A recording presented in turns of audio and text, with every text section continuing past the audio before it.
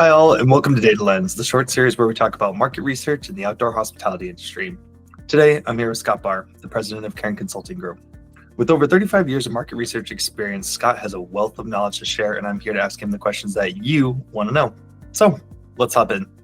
On today's episode, we'll be talking about back to basics. What even is market research?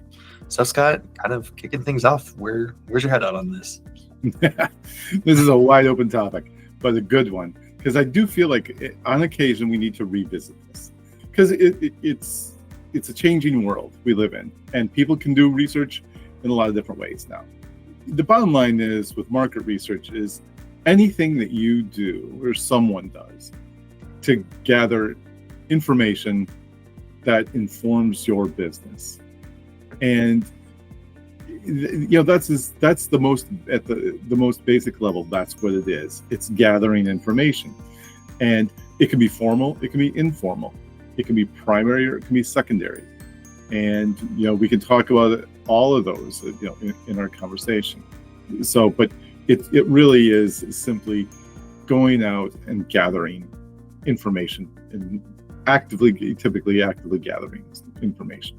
No, that makes a lot of sense. I mean, I guess kind of a follow-up with that is, how has market research changed over the years? In my experiences, which covers quite a bit of territory, is that the tools we have now make us a lot more efficient in what we do. The tools we have make gathering information it's easier, and I feel in a lot of respects more accurate. We just have so many tools that we can get information from such a variety of sources. And what these tools have done really is freed us up to do more analytical work. The analytical work in the past was not a big part of research, simply because we spent so much time compiling the information. So we spent all this time compiling the information, then didn't have the bandwidth to really get into the analytics. So the tools not only perform the analytics for us, but it allows us to think more about it. It allows us to get into more detail and depth with the information. And that, to me, is really how it's changed. We're just a lot more efficient now than we ever were. Interesting. So would you say you are able to now not only just capture enough data to solve complex business issues, but also be able to actually dive into them with better tools, is what you're saying, correct? Absolutely. And the benefit is that we can dive into a business problem from multiple angles in a shortened time frame compared to the past. And we can get information from so many different sources that we can make sure we really address that business problem at a much deeper level. Yeah, no, that's awesome, especially because businesses need those solutions and they need them fast, and having to be able to put data-driven decision making at the forefront, I think, is really helpful for a lot of people. You're not kind of winging it. Yep. And more business leaders are asking for it. The organizations are asking people to where's the data? Where's the information? And in the past, that question would get asked in a meeting, and then people would have to go out and do something about it. Now they're anticipating the ask, so that when they go to those meetings, they already have the information because they know it's going to happen. And thinking about the basics, it's like in some cases it can be the most basic level of information gathering. You can do, for one great place, in terms of kind of this topic, is secondary research. Secondary research is simply accessing information from existing sources. So it's the first rule of research is don't duplicate what someone else has already done. So if you already have that answer, use that answer and build on it. But there's a lot of information that's published, a lot of public information, and that's coming from secondary sources because you didn't go out and gather it. And there's a lot out there. And this is one of those areas where AI can help a lot too, to help do some of that sleuthing for you. Make sure you look at your sources always, by the way. But yes, so there's that secondary. The other is primary. And primary research really is where I think a lot of people kind of misinterpret what they can do. For example, if you say you're a campground owner and you go out and you talk to several of your guests, ask them a couple of questions about their stay, how did it go, what could we have done better, you just did market research. You just did some research because you just went out and actively gathered information. And that's, by the way, it's one of the great places to start. And that's one of the reasons we wanted to do this today, was to kind of get back to basics, because that's the most basic level there is, right there. And that's one of the greatest places to start. But again, you're doing research. And I think I've probably said it many times in these videos already, but I'll say it again. Document it, write it down, document it, keep a file somewhere of these questions and answers, use them, revisit them, get the person's, all that. Anyway, that's the most basic part. And again, you don't have to have a huge budget. In fact, you can do a lot without a budget. Definitely. Yeah. And as you said earlier, be able to capture data and information has been easier than ever.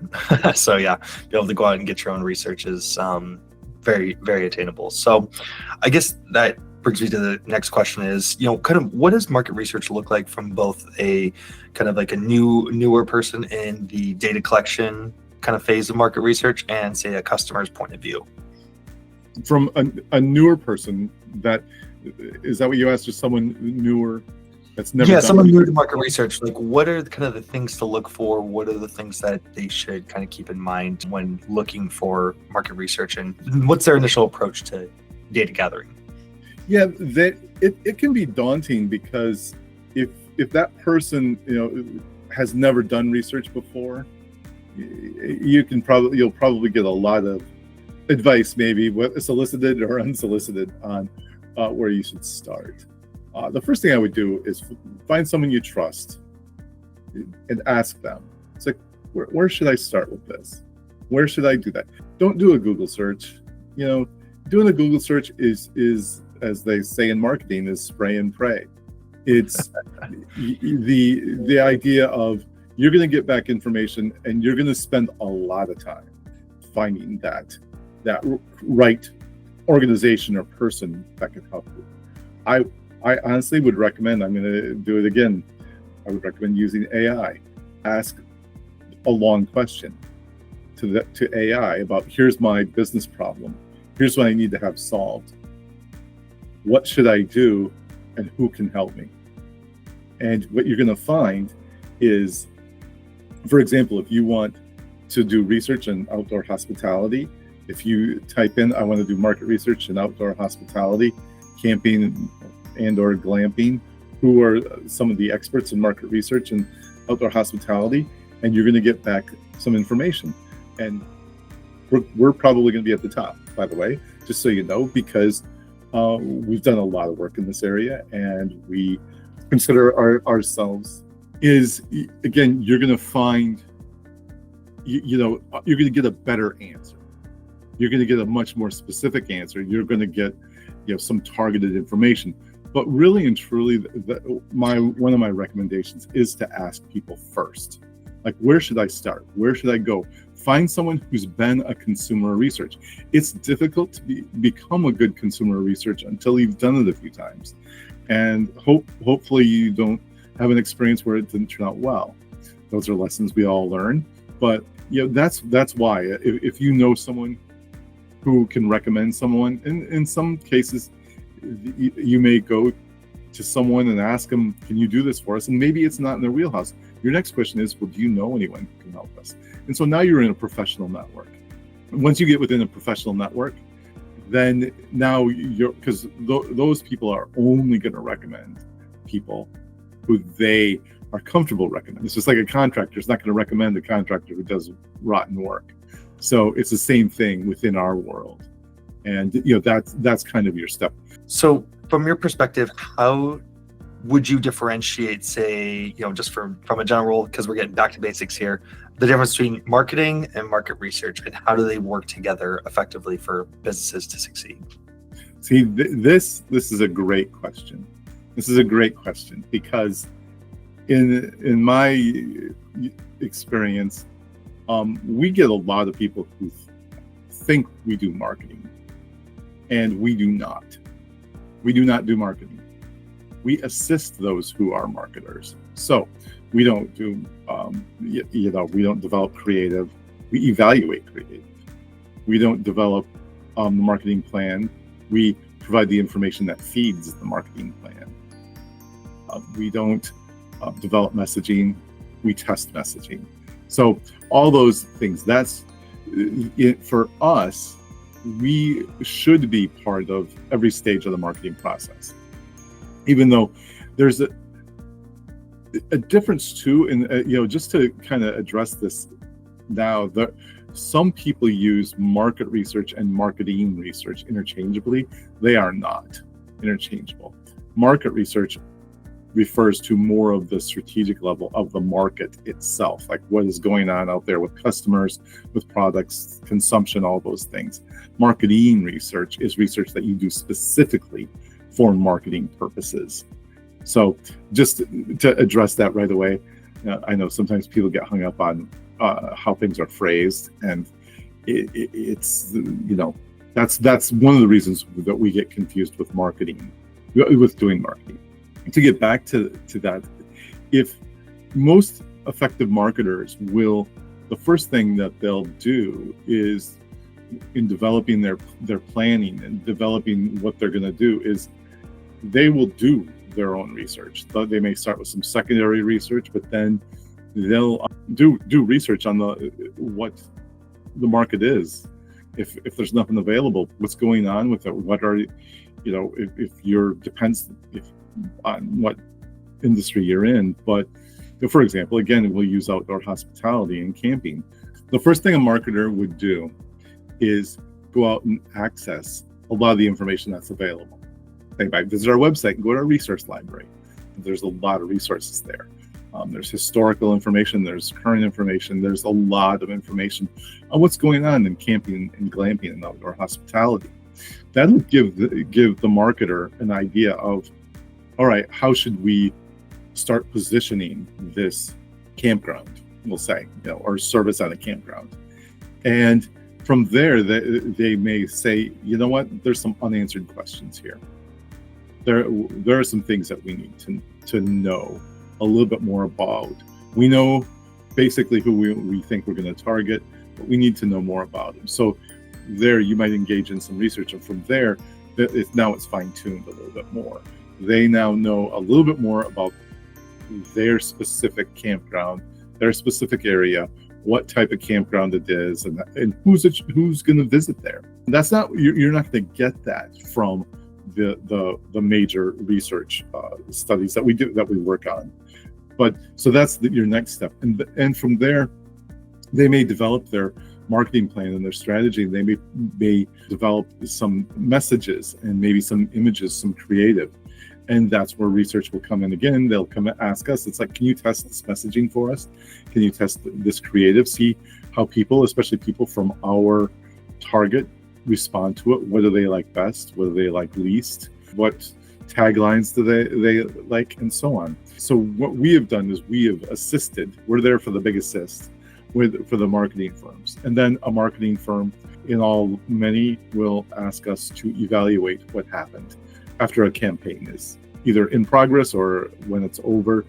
They may ask us to go out and evaluate the campaign. And so we would go out into the market and identify people from their target and see, did they see the messaging? If they did, was it effective? And maybe we would even include a cohort of customers or guests at a campground, a specific campground, and say, did the advertising draw them in? How did they find you, and so on. So that's really where we stand in terms of the research arm of the marketing process. And again, we don't work just with marketing people. We work directly. We work with strategic planners. We work with product development people quite a bit, in fact. So we do a lot of what I call direct research, which is, whether, for example, in the RV industry, it's, how do people like their RVs? What do they like most? What do they like least? And that, and so on. And that information isn't necessarily for marketing purposes. It's for the development of the strategy, development of the products, and so on that go into the RVs. So, again, in a nutshell,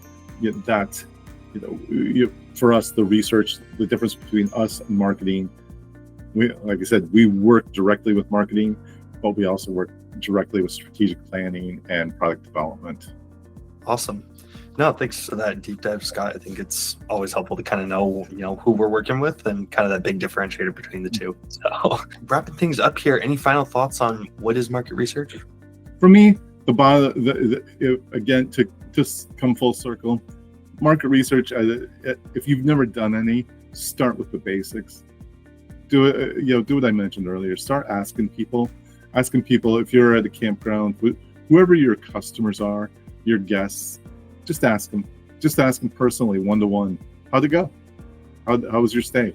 What did we do good? What did we do bad? What can we improve upon? Would you stay with us again? Would you recommend us to someone? Have a conversation. You're doing research now. Now you're doing research. And from there, again, you can build on that. And that to me is research at its most basic. I mean, you could even think of it from the perspective of, say you're a small business owner, you have a retail shop. It's, if someone comes in and buys, say, hey, how do you find us? What do you think of our selection here? What do you think? How are we doing? How's the pricing? Did you have a good experience in the store? Do you have just that brief conversation with people? Again, now you're doing research. Especially if you've never done it before, it's such a great way to start. So that to me, at its most basic is market research, and start at that level. Start at that level. It'll help you when you decide to go to the next level and potentially have a much more structured research effort. Maybe you hire someone like us to do the research, and you'll have a background already. You'll have already done some stuff, and when you bring that to the table, I can tell you it makes our job a lot easier, which is going to make for a better experience for you, and the information we get you is just going to be that much more valuable. Awesome. Thanks, Scott, for that. And thank you guys for joining us today for another episode of Data Lens from Cairn Consulting Group. Today, we covered back to basics. What even is market research?